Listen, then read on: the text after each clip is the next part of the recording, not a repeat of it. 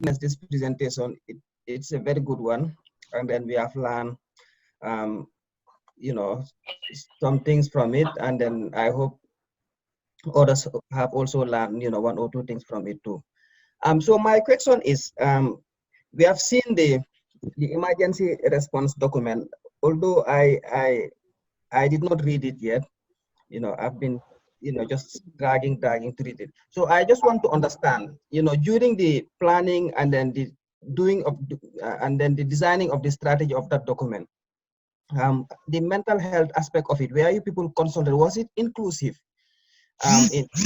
in the whole process of, coming up with a response?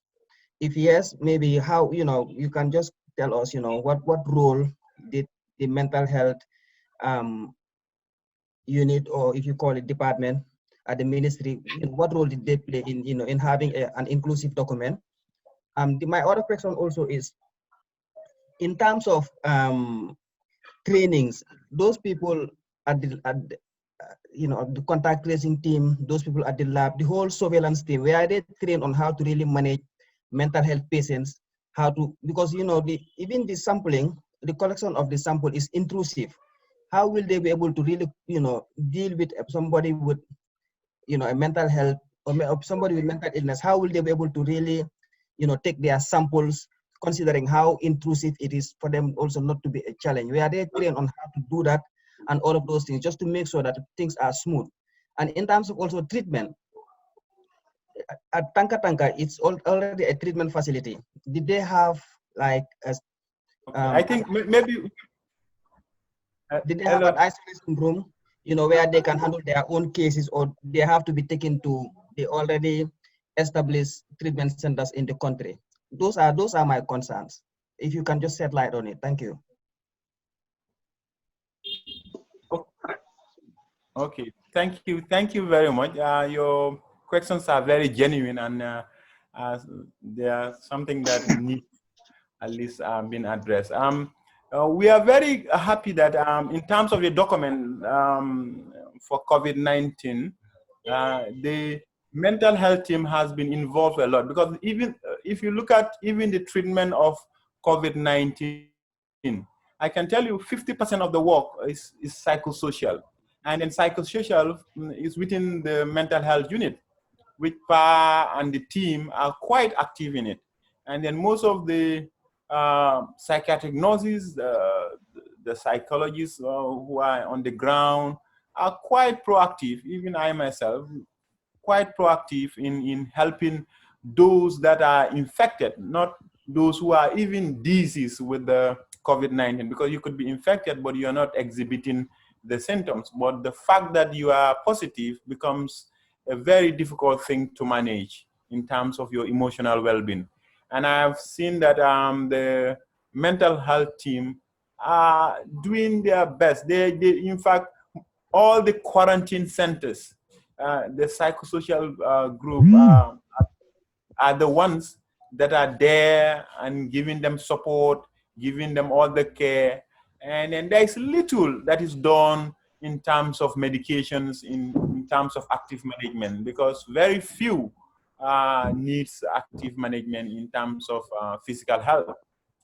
Then the mental health component is quite active, and then it's quite, in fact, for me, they're the one that is driving the whole force of COVID-19 pandemic in terms of care, rendering services to those that are infected, or those that are suspected, or those that are quarantined. Yeah. In terms of what you said, yes, the labs, whether they've been taught to how to take samples from those who are mentally challenged or how to handle them. Yes, the beautiful thing in the Gambia is that some of the ones that are doing sample collections or the contact tracers are also psychiatric nurses. Yes, it's definitely is challenging, because one, you need to stabilize them. You need to deal with their tantrums, like their behavioral abnormal behaviors that they are exhibiting. Talk less of trying to collect a sample. the challenge for them, if you have somebody who is severely mentally challenged and then is a suspect, the first thing that will run in our mind is how to stabilize the individual before thinking of how to collect sample. But thank God, we haven't seen or we haven't heard of any one that is severely mentally challenged that exhibit those symptoms that we are suspecting COVID-19.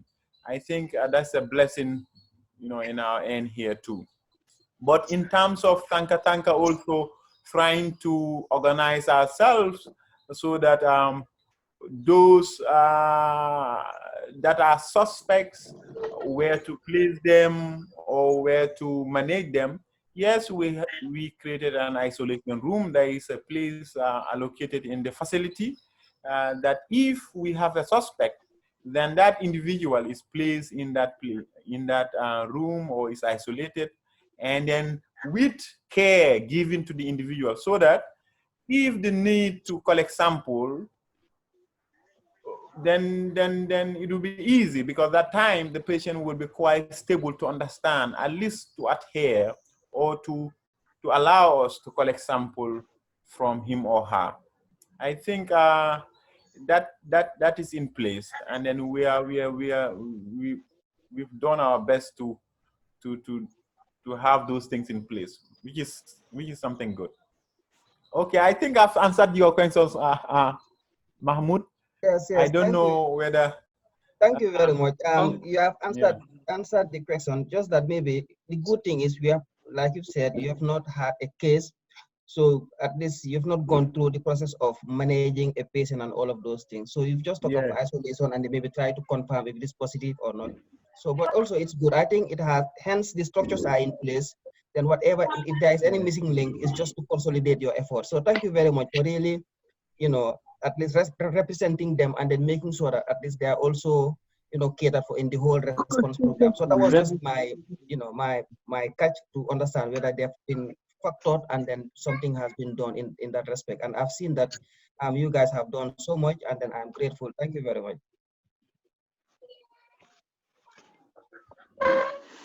Okay, thank you. Another question by ITEL A56. Okay, thank you very much. Hello to everyone. Hello. Even the Are you treatment getting me? center, we have, there is a psychosocial team.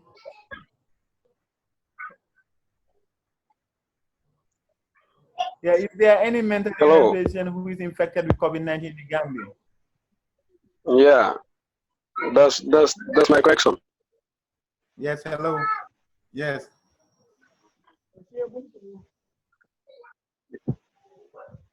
Hello. Yes, hello.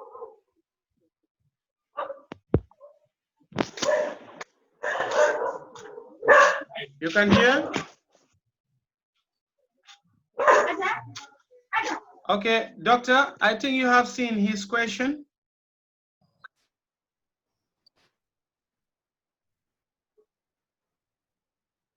He said,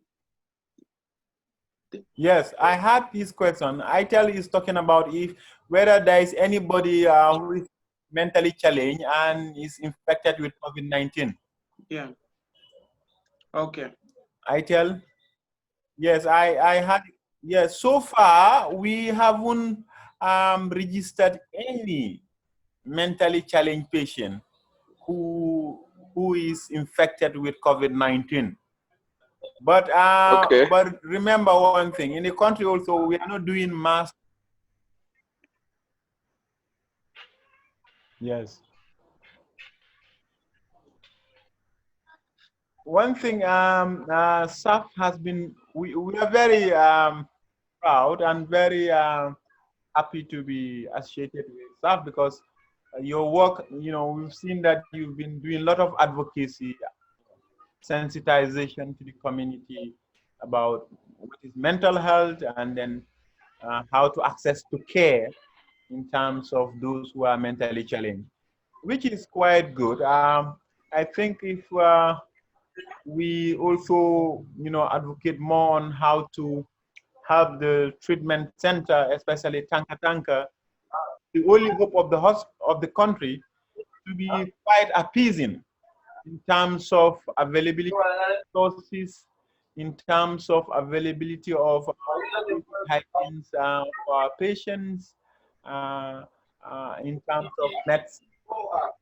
This will encourage those who are admitted and those who are thinking that, yes, maybe Sanka Tanka is not an ideal center for their relative or their brothers to be admitted there.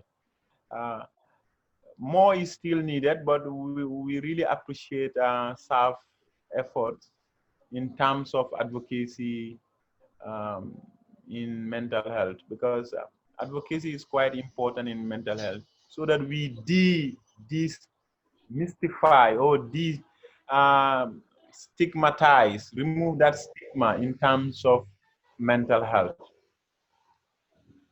Okay. Thank you so much, Dr. Jang. Thank you also for the compliment that recognizing the little effort that we are contributing toward advocacy for people with mental illnesses. Yeah, indeed, it is very important, as you said, that people have to advocate for the only center that we have. Yeah, I think also the advocacy here should not, it will be very hard because we still, as somebody that advocate, me as a person, I do believe the government has to do more. There is more that can be done by the government instead. Also, though you have the organization, CBOs, NGOs are doing a lot when it comes to development, when it comes to attraction of funds. But if you analyze, even Tanka Tanka was not even built by the government itself because it's a foundation built. So what isn't in place by the government? Where are they spending their funds? Because this is also questions which normally they doubt you at the end of the day, because the duty here is for them to serve the people. But at the end of the day, they are not serving as it is, and expecting organization to come and do the work that they're supposed to be doing. And then in this sense, I think it is quite an effort. The advocacy is really taking quite a lot. And then I think we are to work on many things as advocates, as you said. Your work is really doing a great impact, and you have been really inspiring almost all the Gambians, because you are the only psychiatric doctor that I know as a Gambian. And then that means a lot. And then it has to start inspiring younger generation also who are to come, so that they can choose psychiatric and specialize in it and willing to support their country as you did. So we will promote the agenda by educating young people in school so that they can get the inspirations. And we think it is important for your story to be outside, so that many young people can inspired from it. Thank you.